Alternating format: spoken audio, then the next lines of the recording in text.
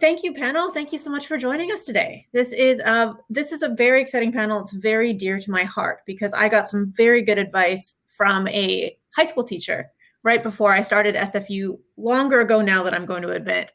That was all about getting into a school that fit with what I believed in and what I wanted to do. And so I'm so excited that there's so many cool people here who are going to help these students decide what they're going to do.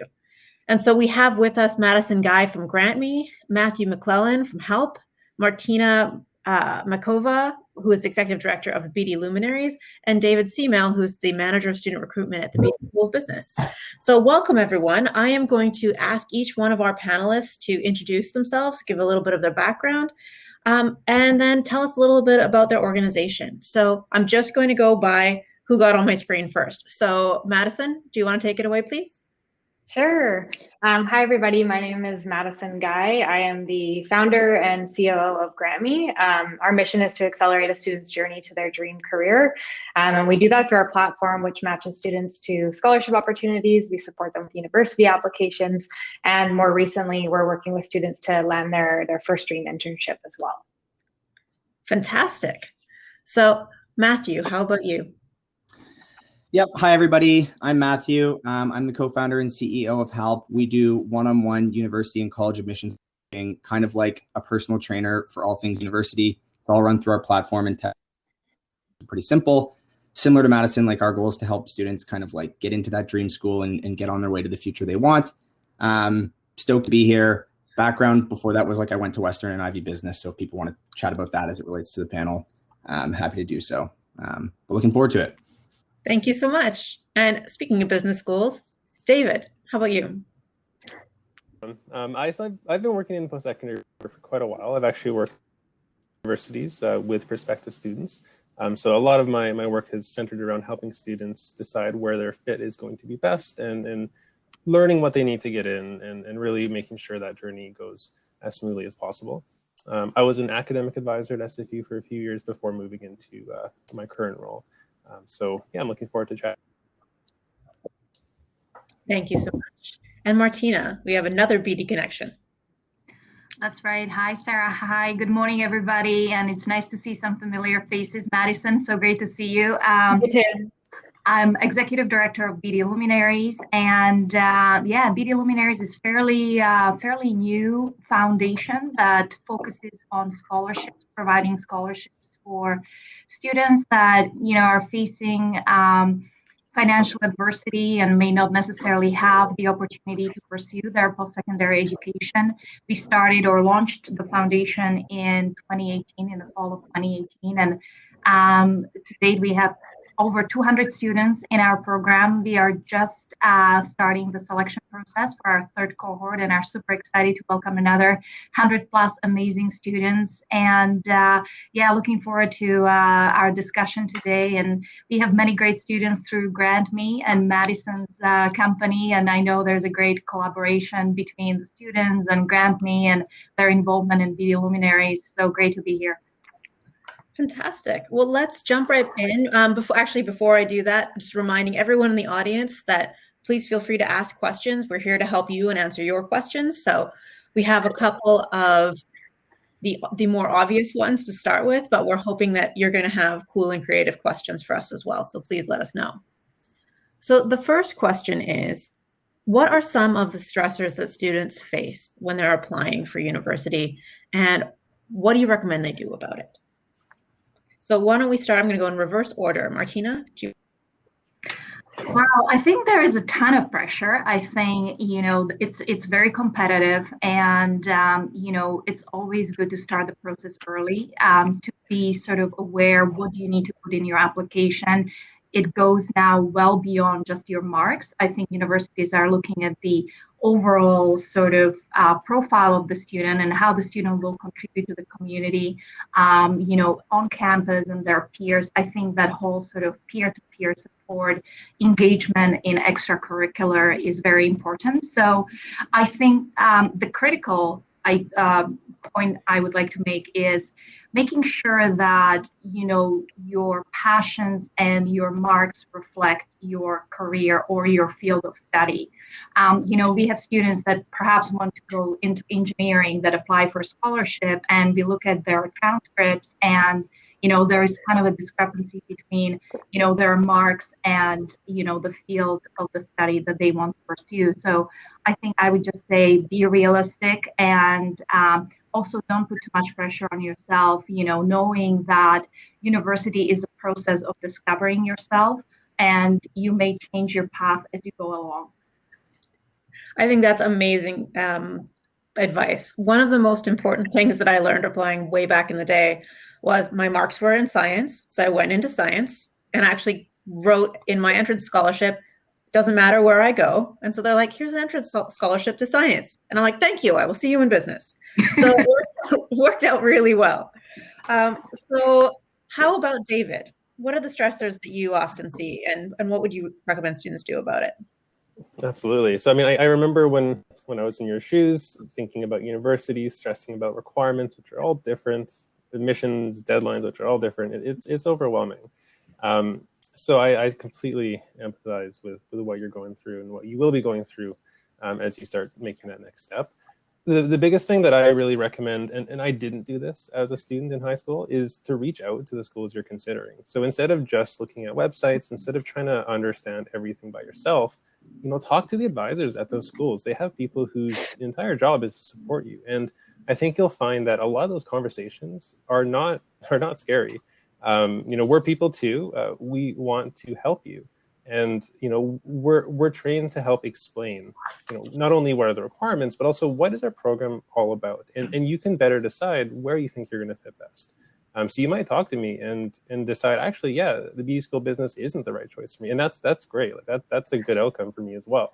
And we can recommend an alternative university that maybe will see you better. And I expect it'll be the same way for other schools. So don't think you're alone. Certainly rely on your counselors, your teachers, your parents, but also go to the schools directly. That is an excellent point. So, and all of the schools have people who are there to support you. So do make sure that you do that. It's fully part of their job. How about you, Matthew?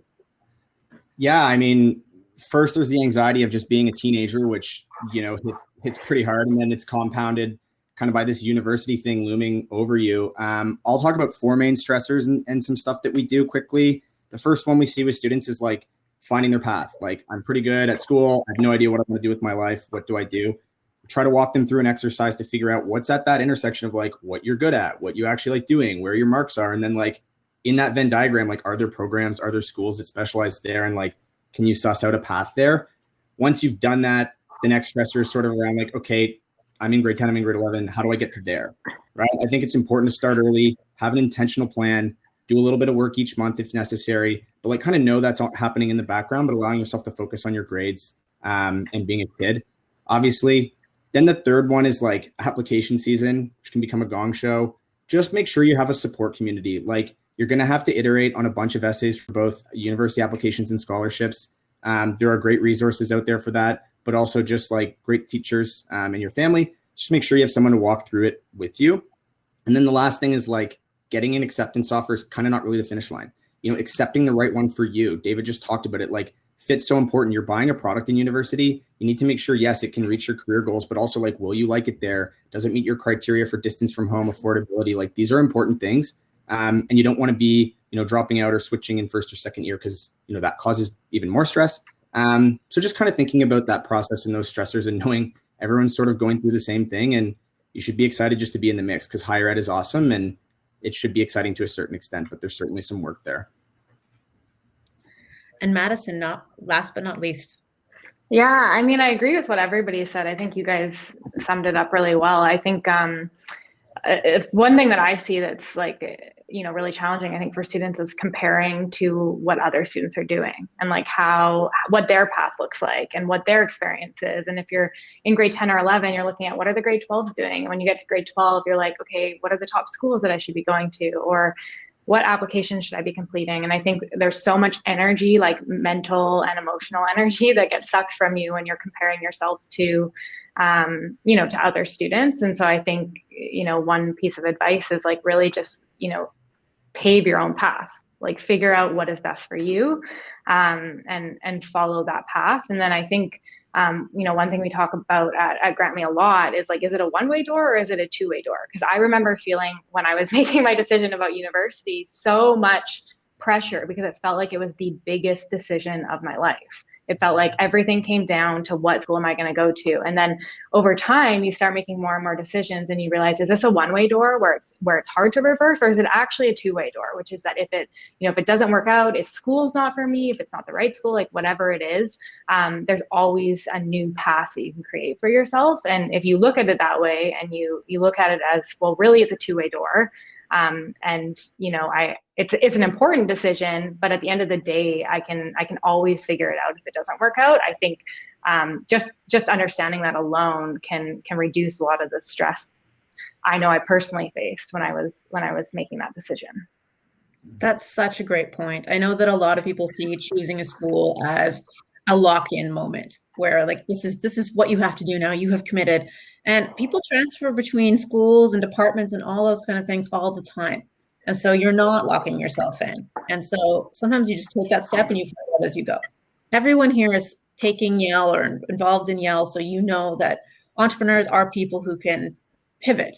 And this is one of those decisions you can pivot through. So it's really important to keep thinking about that. So what are some of the tips or advice you have for the students who are currently making this decision? Something you'd like everybody to know. So how about you, Matthew? What is a key tip for you, for everyone who's watching today? Yeah, for the students specifically in the decision-making process of where to apply or like where to accept an offer, I think to the extent possible, talk with current students who are experiencing that product. We have like mentors on our platform that do that. You probably have friends, like even just cold messaging someone on LinkedIn. People like being asked for advice.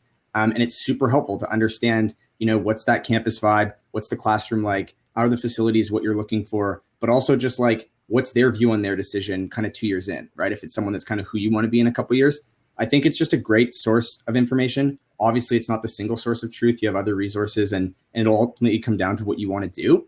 But hearing a firsthand perspective from a trusted ally, I think is super important. It was something I did. And it made the difference for me, honestly. So that would be one piece, I think, of advice. That is excellent advice. And how about from you, Martina? What is your hot tip?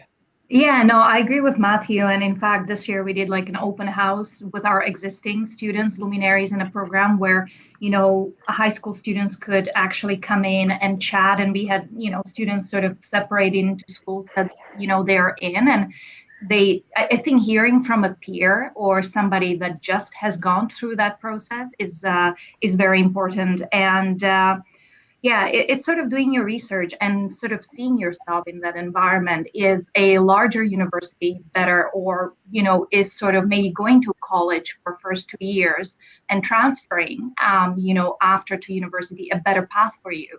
Sort of knowing, like having a good self-insight, like what is best for you, not feeling pressured by, because my friend is going to Western, I have to go to Western, so really kind of determine what is, like, how do you work best in what environment? Like, do you like more intimate classes, or are you okay being in a big hall, with 200, 300 other students? So I think just be realistic about your limitations and your strength. I think that's very, very smart advice. How about you, Madison? Yeah, I mean, I think planning is a really big part of it. Like, I think the earlier that you start the process, the better, because it's going to open more opportunities up to you. So I definitely think planning is a really important piece of it. And then, I mean, the biggest thing is like figure out what you're passionate about. And that might change, by the way, over time. Like that might change every 6 months. That might change every year. Might change faster than that. It might change next month, but like figure out what you're passionate about and then go after that. And you'll once you figure out what you're really passionate about, like you will find alignment in a school or in a program or in a province or a city that like really aligns with whatever that passion is. And I think that's really important. So if you start with like, what do I care about? Like in my community, in my school, in the province that I live in, like whatever it is, what do I care about? And then everything will form around that, right? And you can really align what it is that you're passionate about with what you're looking for in a school or in a city, and everything starts to align from there. So if you just do that and that's like your one thing focus, I think everything else will eventually fall into place. That is such important advice. And I think if you narrow down your passion, so let's say the obvious one for Yale would be entrepreneurship. Every university has a different take on entrepreneurship. What's important? How will you teach it? Is it interdisciplinary? Is it in the business school or what have you? Is it something that's mostly in classes? It's something mostly extracurricular. That's different in every university across Canada. So take a look not only at the subject matter, but like how do they teach it? What are their cool special sauces? What experience do you want to have? I realize I kind of set David up since he works with me at Beedie for that one. David, what is your hot tip for the students that are watching today? So I'd say for Yale students specifically, you've got a terrific opportunity at SFU, and I don't know if it's been brought up by Sarah before, but besides that, and we can get into that later on, I would really encourage people, and this kind of echoes what I said earlier and what many of the other panels have said, but do your research. That's very important, but you'll probably find things that you wouldn't have even thought about if you speak to individuals. So whether that's current students or staff or whatever, universities are not the best at having all the information available easily and easily findable. So talk to us. It's scary. It's the hardest step to reach out and actually have a conversation with someone, but it's really worth it. And I really encourage that piece. I think that's so important. One of the things I wish someone had asked me when I transferred out of science and into business was, do you know there are programs where you can continue to do both, right? Because the answer was no, and I absolutely would have done them. So there are all these cool things that are hiding under the surface. So finding out not just the programs that you think are obvious, but sort of side programs like sustainability programs, joint majors, things like that. There's so many cool things hiding under the surface. So I think the moral of the story is do your homework. So what, you have the hot tips, but what are some things that students can do to prepare themselves for the university experience or the post-secondary experience writ large? So Madison, why don't we start with you? Sure. Yeah, what are things that students can be doing? I think, I mean, the biggest thing that comes to mind, because this is Yale, and you guys are all super entrepreneurial and have that entrepreneurial spirit, which gets me super excited, by the way. And I think like the biggest thing is like admissions, scholarships, all of that stuff is like a byproduct of like what you're doing in your community and like really just like building things like in your community, build a business, build a nonprofit, build whatever. It really doesn't matter. But I think that like everything else, scholarships and admissions is really a byproduct of that. And so my biggest advice is like go out and build things, like build a foundation, build a nonprofit, build a business, like do that when you're young and you don't have, you know, as many responsibilities. Do it before you get into university. Because if I could go back, I would have built GrantMe 5 years earlier. Not that I regret it, but like, I think I would have done it 5 years earlier. And I think that's such a, you know, really a big part of the purpose of Yale is to build that entrepreneurial spirit and then to create something out of it. And I think, that would be my biggest piece of advice, because the doors and the opportunities that will open up once you've like taken initiative and you've built something, it's amazing. And so that would probably be my biggest piece of advice. And like I said, you know, scholarships, admissions, all of that will become a byproduct of the work that you've done within your community. Absolutely. And that's such a good piece of advice, because so often we get bogged down in grades and all of that super curricular stuff, but there's also such a great opportunity, and especially for entrepreneurial students. I'm not specifically talking about SFU, though we're amazing at it, is there's so many cool things at universities for entrepreneurs outside of class. So make sure that you get your hands on that while you have the opportunity. So Matthew, how about you? Yeah, just riffing off that, like for the grade 12 students specifically first, then maybe for those in grade 10 and 11, but you have 6 months till you're going to land on campus, right? Like university is all about trying new things, discovering yourself, opening up to opportunities. Do that before you get there. Like Madison just said, you know, you can start something, you can build something. You can also just try to learn new skills, whether it's online or in the community. Reach out to folks you know that might be like interested in similar paths and just start to like meet them, because that's what the first month literally will be like. And then you'll kind of be comfortable with that process. Because I know I was sort of like shy and worried about first year and orientation week and what was going to happen. And I wish I'd kind of spent some time in summer figuring that out and kind of like working on that part of myself. And then the second thing for 10s and 11s, the way to put yourself in the best position to get in is with that extracurricular resume paired with grades. So you'll know the entrance average 2 years in advance if you're sitting there. Like, you know what it takes to get into SFU, McGill, Queens, whatever. Like, it's posted. It might change a little bit, but the delta will probably be small.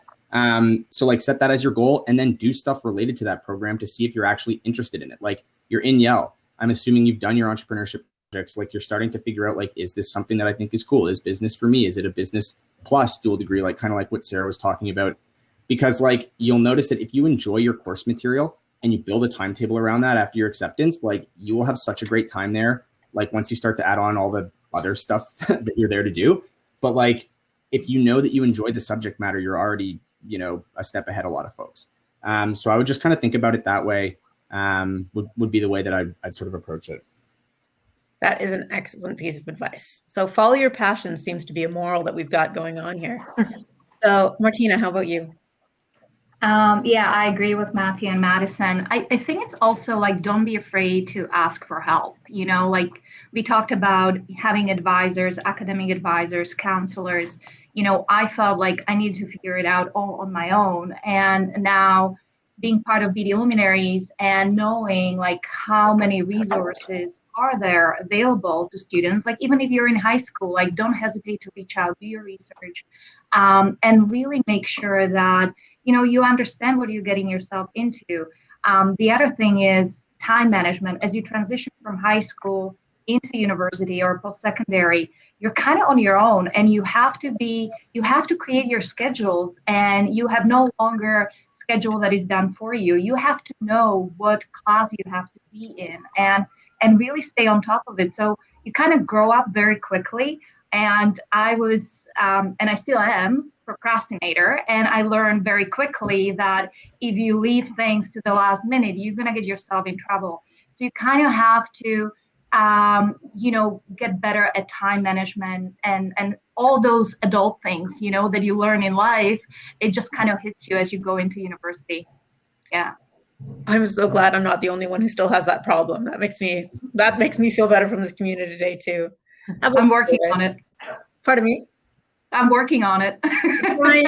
Yes, well, you know, we just keep trying to get better. Nobody's perfect. Yeah. Well, David, how about you? Kind of riffing on the finding your passion piece. I think that's really important. And I can't speak for all business schools, but what I can say for us is we type of students. So if you're super involved in entrepreneurship, that's great. If you do a bunch of other business stuff, that's awesome. But I don't want to say you have to just do that. So if you love music or dance or volunteering in the community, like do the stuff in high school that you're really passionate about, because all of those pieces contribute to the person that we see when you apply. And the worst thing that I would say you could do is to force yourself in a specific box that you don't really fit in, just in the hopes of getting business school. I think you do yourself a really big disservice by doing that. So do the stuff you're passionate about, find some of those passions in that exploration process, and then maybe carry them on once you get to university, right? Or maybe you try new things. But I would encourage you to keep an open mind and to be willing to say yes to opportunities, rather than thinking you have to do one specific thing. I think the don't put yourself in a box is such an important piece of advice. And don't try to make yourself into something that you think people want to see, because we want to see you, right? And I speak now from the instructor's point of view, but you know, I had a really strange experience where I might have done something weird and sworn in class, and all of a sudden I was like, oh my God, I'm so sorry. And one of my students goes, oh, it's okay. That helps. It makes us think you're human. And I was like, I didn't know students didn't think I was human. And then I realized that there can often be that barrier of thinking like there's students and there's everybody else, and that we don't care or we're not there to help. And so faculty members, the advisors, staff members, like everyone who is in higher education is there because they care about students collectively. So make sure that you know that there's people who are actively wanting you to reach out and who will try to reach out to you. So I'm going to start getting into student questions. So do you think it's worth taking summer school or extra courses to get ahead? Does anyone want to field that question? I could. Thanks, Matthew. Are they talking about as a high school student, like 10, 11, or are they talking about like university courses when you're in grade 12 or that summer? Or do we know? I don't know the context, so I'm going to go with both. Oh, I see. It's just in the chat. Okay. Yeah. So for a high school student, it depends what worth it means for you. Like, I think opening up spares in grade 12 or taking courses that maybe aren't your strong suit in the summer, if you're able to and you're still able to enjoy yourself, is great, because you'll either take a crack at it, not get the mark you want relative to the average you need, and then already know the material for when you take it that upcoming year, or you knock it out of the park, and then you open up a spare, which you could also use to focus on another hard course that year, or put in an elective that you can just crush and bring your overall average up that you used to apply. So I think strategically, it's not a bad thing, but this does not mean all folks must take summer school to do well. It just depends on you and your situation if it's something you're into. We have students like who have done that, and because it's summer and there's a lot of distractions and you want to be doing other things in school, don't do that well, right? But if you're disciplined and you're into it and it's intentional, it could be a good fit. So that'd be the first thing. I think for university students, or like students going into university, like, what are you trying to get ahead of? Like, it's 3 or 4 years, enjoy yourself. Maybe you want to open up more electives. I think that's great, but I wish someone had told me, like, don't rush through this process, because I did some stuff like this, and 4th year kind of comes before like a flash, honestly, and fun 4 years, and like finishing a little bit early so you can enter the job market. Like, I think you have, 40 plus years for that once you graduate. So enjoy the process. Do it if you think it's something you want to do. I think that like a better thing or something to look at is like prep courses. Like, I wish I had done some stuff around like technical skills before I went into business school, like an Excel masterclass, or like understanding how to like open PowerPoint before I got there. And it was like important. I'm sure kids are better at that now, but I mean, there's probably stuff you can do to hone certain skills relative to your degree without actually like having to take a course credit. But I think the overall message is everyone's a little bit different. Just know what you're trying to do with it. But I don't think there's a rush to complete your 4-year degree, 3-year degree, assuming that it was about undergrad, because it's fun and they set the product up like that for a reason. Like, the programming is super important in my opinion. So hopefully that wasn't wishy-washy. I kind of I think there's a lot of good stuff in there. Does anyone want to build on that? I think Matthew said it really well. I don't have anything to add. Fantastic. All right. Well, there's plenty of questions to get to. So I really like this one. Going back to post-secondary, what is one thing that you wished you did? So in my case, going back to post-secondary, I wished that I had looked for things that were more about my passion and had taken a joint major with science, because I thought that was cool. I didn't know that was a thing. And I think it would have been awesome to continue multiple passions at once. So how about you guys? Let's start with Martina. What's something you wish you did? Yeah, I think similar to your experience, I wish I would have taken different electives that not necessarily were sort of on a path. Like, I have a business degree and, marketing, and I think like my passion was kinesiology, and I never kind of explore that, or, maybe business, like more of a computer science. So it's just kind of like, if you know you can handle it, like if you are feeling comfortable where you are with your courses, and you want to explore other paths, just be open to it, because you just never know where that will take you. And taking different electives that may not necessarily be part of your major, just may open up different opportunities for you. That is really important advice. Make good use of your electives. How about you, Madison? Yeah, I think, to be honest, I think one thing, and I don't think I figured this out until like I started GrantMe, and that was in my last year at UBC, but like the student card, like being able to email somebody and saying like, hey, I'm a student and I'm just looking for some advice. It's incredibly powerful. And I know from like firsthand experience that people don't say no to you when you're a student, as long as you're not asking for something crazy. They don't say no to you if you want advice, if you want to go into their office and sit down with them, if you want to like apply to an internship in engineering that you don't have the qualifications for. Like, it's amazing what people will do, the mentorship and guidance that you can get as a student. It's incredible. And like, I have some crazy stories from like my last year when I started GrantMe of just like literally knocking on some really like high profile people's doors at their office, just being like, hey, I'm a student, I'm starting this thing. Like, are you willing to give me 10 minutes of your time? And like, I never got a no to that. And I think that was like the power of the student card. And when I try that now, it's not as successful when I'm not a student. And so I think it's like such a great opportunity, whether it's like a specific internship you want, or it's a mentor that you want that's, in the industry you want to go into. Like, don't be afraid to knock on the door, to get on the phone, to like send the email, because people will give you their time as a student. And that's something you can do starting in high school. I think it's probably even better in high school, because it's like, wow, you're only 17 or 18 and you want to figure this out. Like, people love that. So like, take advantage of that and then do that in university. And I wish I had done that more all the way through my degree. I think that's such important. And for everyone who wants to be entrepreneurial, that's one of the keys of why should you start a venture while you're still in university, is you can definitely play that card. I played that card once, got a high profile scientist at an event.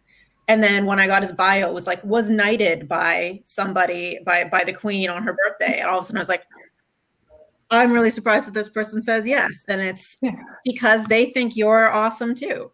Yeah. So David, how about you? The biggest thing I wish I could go back and do would be to go on international exchange. I think that would have been an amazing experience. Being able to go to a totally different country, understand a different culture a little bit, and get credits towards your degree, like that's a no-brainer. And I didn't take that step while I was a student. So I encourage you to think about those types of opportunities. There's a lot for you to choose from. I know it's overwhelming, but once you're out of university, once you're out of school, those kind of go away. So try to push yourself, try to take that step and explore. Very, very important. So to keep going with that exploration field, one of the questions we have in here is, any thoughts on co-op in university? Everyone is nodding. Anyone want to start that one? I could again. Doesn't matter. Well, if you have a program with co-ops, they're great. Because oftentimes, like if you look at Laurier, for example, but there's a ton of different ones. Like if you get into the co-op program for like second, third, fourth, fifth, you're able to try different industries, job functions, size of companies early on to figure what matters to you. It's the same what we just talked about picking a school. Like picking an entry-level job is no longer like signing up to work at IBM for the rest of my life, like maybe it was for some of our parents, but you're going to do maybe 2 years there. And it's cool to understand, is it a big company, is it a small company, is it accounting or, commercial banking? Is it this or is it that? Would be the first point. So it's a great way to understand what you're into.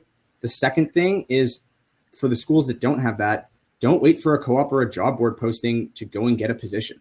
We have some pretty epic students working for us right now that cold emailed me, like what Madison was just talking about, and said, look, I'm actually in a school semester right now. I have 15 spare hours a week.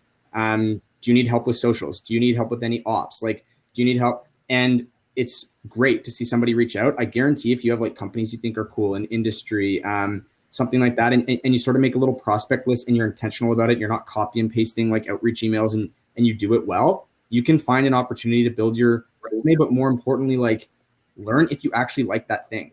Because I think there's everyone's idea of what they think you should do, and your parents and your classmates, and benchmarking against like the kids that have wanted to be an investment banker since they're 4 years old. And then there's what's actually the right fit for you. Right. And like, that's the best way to do that. And maybe it's not a formal 4-month summer co-op, but working 10 hours a week at a growing startup, or shadowing a CEO at a biotech company, like whatever, right? Create for yourself. You're in Yale, like it's entrepreneurial. Like if an opportunity is not there, you can always try to make one. And I wish I had done that, honestly, when I was in university. So that would be my view. That is so important. The co-op you find yourself, hugely important. David. So just to kind of build off of what Matthew was saying, is another great thing about co-op is it's a really supportive process. So yes, you have to apply for jobs and interview and all that kind of stuff, but universities are not just kind of throwing you to the wolves there. There's going to be someone who's basically assigned, at least at SFU, who's assigned to work with you throughout your co-op journey. So you'll have a coordinator who will help you with your resume, who will actually visit you on the job site to make sure things are going okay. They'll talk to you, they'll talk to your boss, and it really makes sure that you're able to learn a lot from that experience, that 1 year's worth of work experience before you graduate. So yeah, you can figure out whether or not your passion is in accounting or entrepreneurship or marketing by actually doing the job instead of taking the coursework. And if you decide, hey, this isn't for me, so long as you've kind of done that somewhat early, you can pivot. You can go back to your advisor at school and say, hey, actually, I don't want to focus in this area in business. What are my options? And we can help you with that. So instead of after you've graduated, after you have a degree, you're able to tailor your learning to what your real passions happen to be. That is such good advice. Get to know the real version versus what you imagined in your head. So Martina, how about you? I personally worked through my whole university getting education. It wasn't a co-op. It was just me finding different opportunities. And often I had to reduce my courses because it was almost a full-time job, full-time studies, and it was a lot. But it was an incredible opportunity, to learn the real world and to apply what I was learning and kind of seeing how it functioned. It's one thing to be in a classroom, but then how does a company work? What is sort of the culture? And it's a great way to get your foot in too. Like there's a research that has been done. If you do have a co-op or an internship with a company, there is a huge percentage that actually convert into future jobs. So it's almost like a security at the end. If you feel like this is what you want to do and you get along and they see the potential in you, there's a very good chance that you may actually have an employment at the end of your degree. That's a really good tip as well. My first job my second job. First one was a nightmare. Second one was actually turned into future employment. So with regards to, there's so many good questions in here, it's hard to choose. I'm going to follow down the same track and talk about the extracurricular activities. So one of the questions is, would you weigh grades in classes such as full-time IB or extracurriculars or other things like starting a business more? So I think the crux of that question is, how do you balance the grades part with the extracurricular part, and what will help you as a person and also what will help you in university? So, David, I feel like this is a question where you would have something to say to start. I have an answer, but it may super satisfactory one for the group. I'm sorry. A lot of universities are not going to tell you what the weighting is between grades and that other profile. So UBC calls it a personal profile. SAT calls it a supplemental application. It's basically the stuff you do outside of your academics. What I will say is, in a lot of cases, especially in business school, both are really important. So for us, we will not send an offer to a student who might be like a super amazing academic student because they've done nothing outside of class. Right? They could be a straight A student, but if they can't talk about any leadership or any other type of activity, they're not the type of student that's going to fit within our program. And I can't speak for all schools with that, but at least that's our perspective. So I think what's important is finding a balance. Like you want to achieve success academically for sure, but you also want to make sure you're doing things outside of class and not having one really be harmed by the other. If you're working and volunteering 40 hours a week and you have your high school stuff going on, you're probably not going to achieve success in both of those categories, right? So finding that balance, and it's going to be an individual choice. You can talk to schools, you can ask them what they're looking at, and you can see what they say. But I think so long as you are involved outside of class and you're diligent in your studies, that's going to really prepare you for success in university. Because the student who can work hard in high school and achieve some success is going to be better prepared once they get. Oh, we've got a little freeze going on, but I think that is actually very good timing, because if you're going to freeze, at the end of your point is where you want to go. So with David's answer, I think that whole idea of balance is going to be incredibly important, and also to realize that what it takes to get into university and what it takes to stay there and what it takes to enjoy it and get the most out of it are not necessarily mutually exclusive, but they are complementary, right? So you want to be able to know what your passions are so you can choose the right things. You want to be able to get in and explore, and you want to actually, this is a big investment to go to university, and you want to make sure you get your money's worth. And it is an amazing experience if you make the most of it. But if you're just chasing grades, you're probably not going to enjoy it and learn the way you want to and take as much away from it. I think it's also, I was just going to add quickly, I think it's also like from an employment perspective, like we employ a lot of students at GrantMe, and like a big part of it is like the grades are great, but I think also universities, like the reason we're moving towards a supplementary application and a personal profile is because they're really looking, employers are really looking for, you know, recent graduates that have those key attributes such as communication, teamwork, leadership, initiative, you know, like all of those key attributes. That's how it's obviously they want good grades, but like employers need to see that, can you work within my team? Like, can you come into this team? Can you communicate with them? Can you lead a team? And translate to the results that they're looking for in that specific role, right? So I think part of it comes back to the reason universities are moving towards that is because employers are giving that feedback and saying, you know, the grades are great, but also I need students that can communicate, that can persevere when faced with adversity. Like all of those are really important qualities and attributes that employers are looking for. And that's why I think it's why they're doing that more and more. Those attributes are hugely important. So another question I'd love to ask to build on that is, and if you didn't get a chance to answer that, feel free to build it into the next answer, which is, what are ways to differentiate yourself to later on, either to universities or to employers? So we heard about the attributes, but what else can you do to make sure that, you know, in this sea of people that you see, what makes you stand out? Is there a Matthew, you nodded. I can jump into this. And just speaking now, even not from personal experience, but being part of Beedie Luminaries and looking at applications of, you know, many students that are applying for scholarships, it's, you know, authenticity. You know, when we read through application, you know, you can tell when somebody just copied and pasted the same information from one application to another. You know, we are looking for, like, did you do your homework in terms of researching?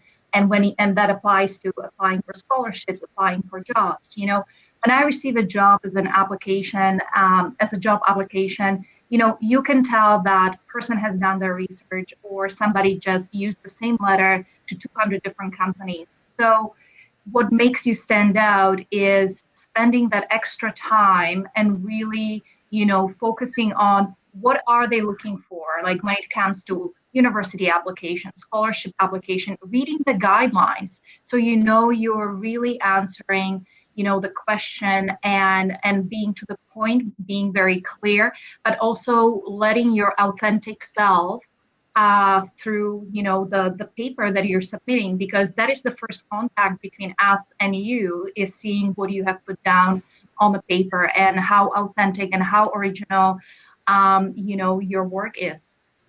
That's incredibly good advice. Does anyone else want to build on that? I can add to, I think Martina's spot on with that. Like, I think the authenticity piece of it is so important. And I think a thing to add to that as well is like what scholarship committees, and Martina could speak more to this, I'm sure, and you know, university admissions teams want to know is like not just what you did up to this point, but how is that going to translate to your impact when you're representing a specific school, specific organization? Like, if you're going to be a Beedie Luminary, like, what is the impact that you're going to have because you're a part of that community, like, after, right? And same thing if you're going to go to SFU and, you know, go into their business program, like, what is it that what impact are you going to have there? And I think university admissions teams, scholarship committees really want to understand that. And that requires that research and understanding, like, what is the core values of that university, of that specific program, or of that scholarship committee. And, you know, if you know that, then like, what is the impact going to look like beyond that application, right? And I think that's really important. And I think it's important to not just to know that, but even to describe that to a scholarship committee or to a university, so that they can understand, like, what do you see in the future? Like, what are you going to create here? And I think that's really, really important. I think that piece of what are the values of the university and how do you align? To build on, I think there's also a place for what are your values and what do you want to do with them, and how are the organizations going to drive your activities? Because one of the things we do hire co-op students at the Chang Institute for Entrepreneurship, and one of the things that will spark my interest will be if someone goes, this is why this is important to me. This is why I want to have this experience, right? And that makes you go, look, at the end of the day, one of the things that will determine whether you succeed or you don't is, did you care? Because caring about something drives you. There's a fantastic quote by a social innovation guru called Alan Mansky that says, necessity is the mother of invention, but the other parent is love. And it's like, we're talking about what you need to do and how, but also what do you care about doing becomes a really important part of, it's been the context and theme running throughout this panel is know that and be able to explore that. So speaking of passions can drive you to do awesome things.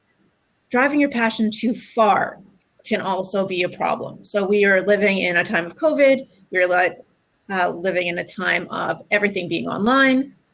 There are mental health issues going on here. And so one of the other questions that we have on here to change our bent a little bit is, how do you manage what do you advise students to do to manage their mental health? And one of the specific questions was, do you advise taking time off or doing other things? How do you take care of yourself as a student so that you don't burn out and you make the most of that opportunity?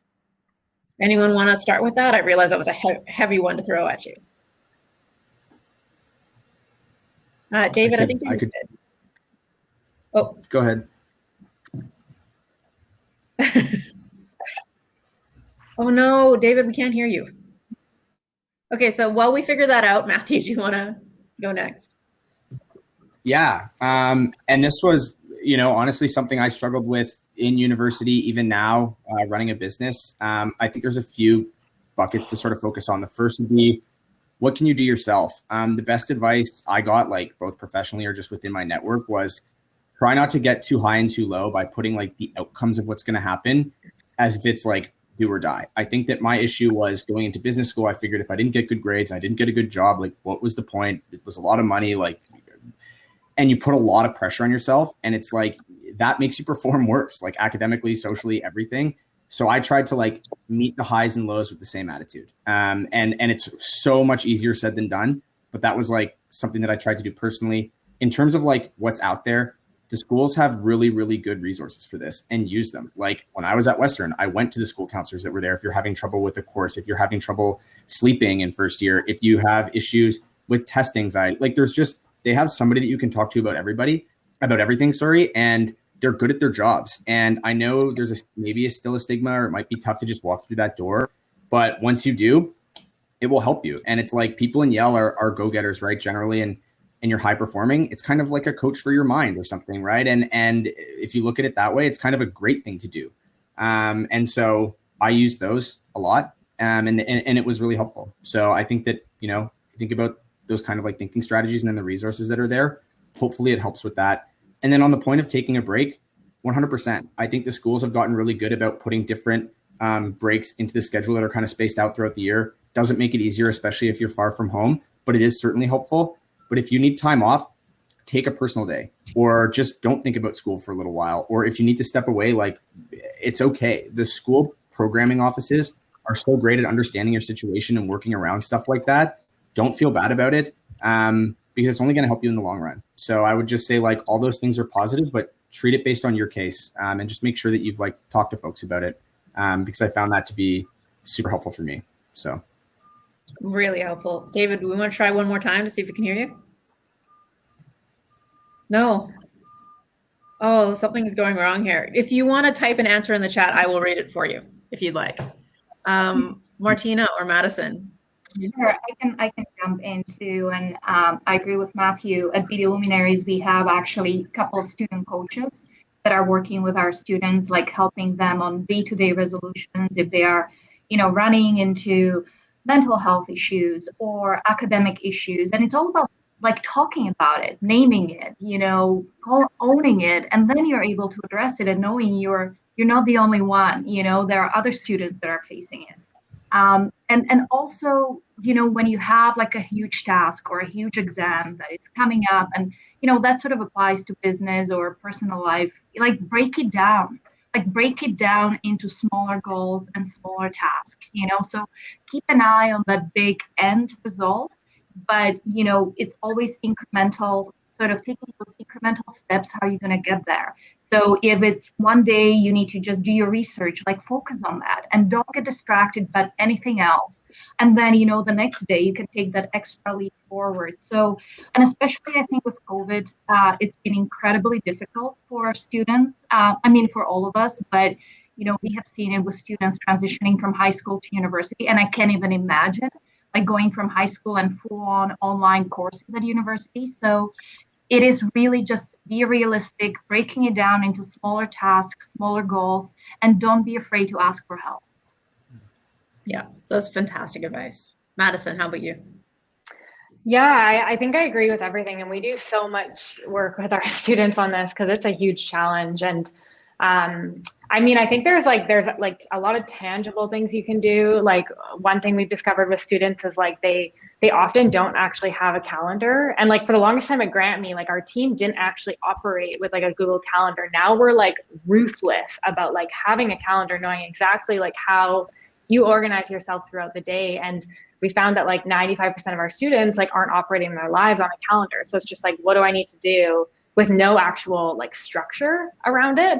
So there's a whole bunch of like tangible, things that you can do, I think, to improve that so that you're less stressed. And that's like really important for me. And then the other thing I would say is like, there's actually a book on it and a lot of our team has read it. It's called The Upside of Stress, by Kelly McGonigal, I think, or something like that. But basically what it says is that like stress is like a often perceived, right? It's like how you think about something. And there can actually be an upside to stress if you change the way you think about stress and like what it actually means, rather than it being like, oh my gosh, this is like the worst thing ever.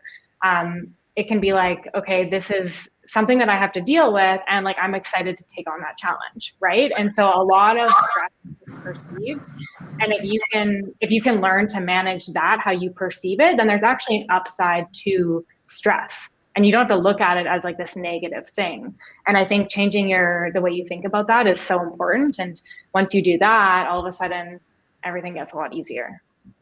I think there's so many important points in what you just said, Madison. And one of the things that piece of advice that Greg Malpass, who's the founder of Traction on Demand, which is one of our fastest growing companies in Canada, said when he came and spoke to one of our entrepreneurship classes was he puts everything into the calendar, including workouts and things like that, keep him healthy. And those things don't move. And so you remember that it's really important not only to schedule your school stuff and your work stuff, but your mental health, your community, etc.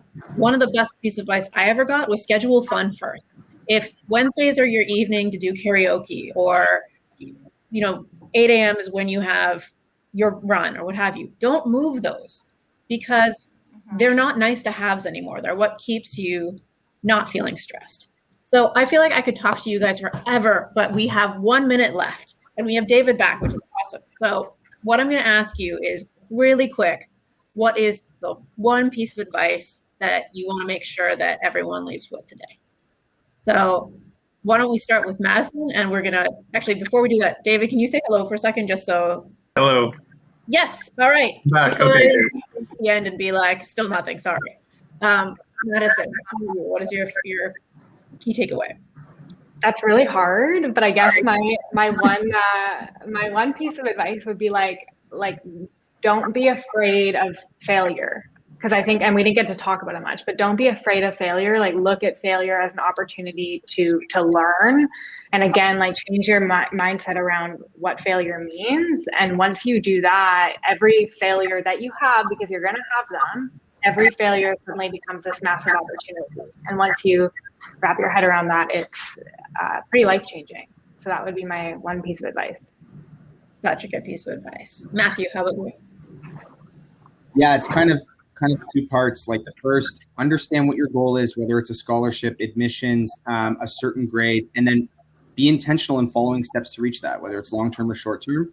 But then also know that like the world does not end if you don't achieve it. Like we said, there's kind of that door one, door two mentality. There are so many other ways to get to where you want to go. You're going to evolve as a person, and so don't put too much pressure on yourself as you go through all this. Try to enjoy it. Like, it's meant to be a fun product for 4 years. I'm getting into a little tough.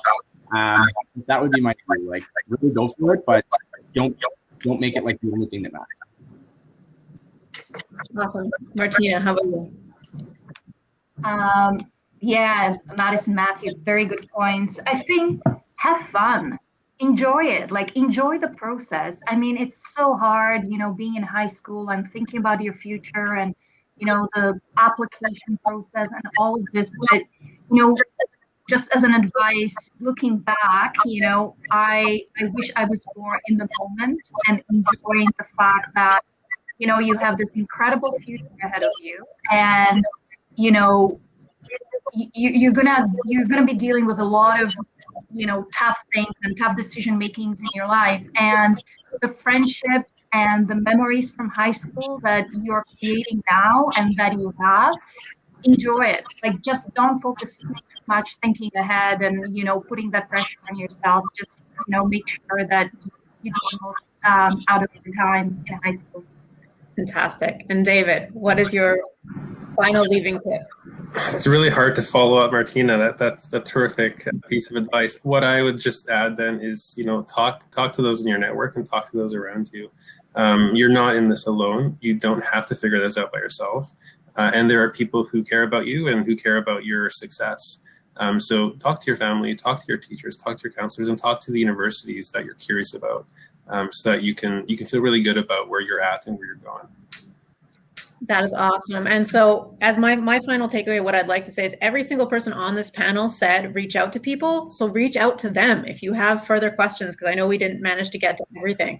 But this whole day is about the community that is here to support you and as Yale students. So we're here to help you chase your passions and to help you sort through the stresses and all that kind of stuff. So please do reach out. So a huge thank you to everyone on the panel for spending your time with us today and helping students figure out how to plan their post-secondary journey and beyond. So thank you guys so much.